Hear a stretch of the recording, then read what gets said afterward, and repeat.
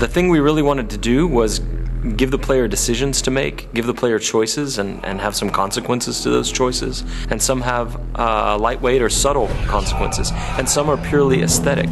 Choice matter because in the media video game, you can make choices where the movies doesn't allow you to make choices. So having the consequences to what you do and seeing how the simulation deals with your choices, it feels like the player has full ownership of his experience.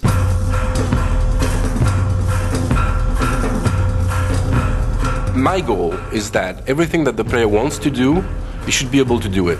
As you can go everywhere, then it has to be functional everywhere. If he sees a door, it's an openable door. If he sees a roof, he should be able to climb there, and he knows that this is a valid path. As you guide Corvo through the world, as you see this world from a first-person perspective, you can constantly approach the game with all-out violence or subtlety, like you can be very surgical in how you move into an environment and how you deal with the assassination target. Ce qui est vraiment très intéressant dans Dishonored, c'est la possibilité pour le joueur de vraiment inventer son histoire, on va dire. Il peut vraiment jouer le jeu de la façon dont il a vraiment envie. Il peut très bien jouer au jeu sans jamais tuer personne, ou alors être une bête sauvage et attaquer tout le monde, mais ça aura des conséquences dans le jeu. I feel like we might have made the first assassination game where you don't actually have to kill anybody. Donc l'IA dans Dishonored est assez particulière dans le sens où il faut qu'elle réagisse vraiment à tout ce que le joueur est capable de faire, que ce soit de par ses pouvoirs ou que ce soit que le joueur peut être assez furtif par rapport aux IA. Dans Dishonored, le joueur a la possibilité donc de jouer de différentes façons, et s'il choisit la façon vraiment furtive, essayer de... There's really no reason for you to listen to me. If you ever need steady work, you come see me. Il peut écouter ce que l'IA va dire. Il peut écouter les conversations, il peut obtenir il peut avoir quelques indices en fait sur ce qui se passe, sur comment arriver à résoudre sa mission. Oui, donc le joueur va pouvoir utiliser des combinaisons de pouvoirs assez variées. Par exemple, donc il va pouvoir arrêter le temps, commencer à utiliser l'arbalète pour tirer sur les différents ennemis. Les flèches vont prendre le cours normal du temps, tous les ennemis dans la pièce vont mourir.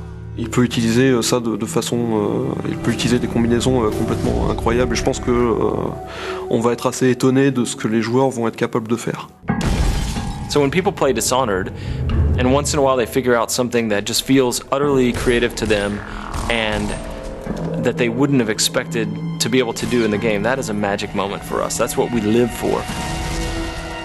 I watched a guy the other day do something I'd never seen in Dishonored before. He was running away after killing off a couple of high-profile assassination targets, 2 members of parliament, and he was up high on a balcony. And the jump would have killed him because it was maybe 4 stories up, but he had the possession power. And in our game, when you possess somebody, it's not like you leave your body behind and possess them with your mind. It's a corporeal thing, so you move physically into them, and then you pilot them around. And so he jumped off of this balcony 4 stories up and plummeted to the ground, and I thought he was going to die. He was on the pavement next to the river, but he was angling for this guard that was walking a patrol down there, and as he got close to the guard, he activated the possession power and moved into the guy, and it kills the inertia of the fall, and he lived and walked past the other guards who didn't know anything was wrong. And that is a moment you can't have in another game.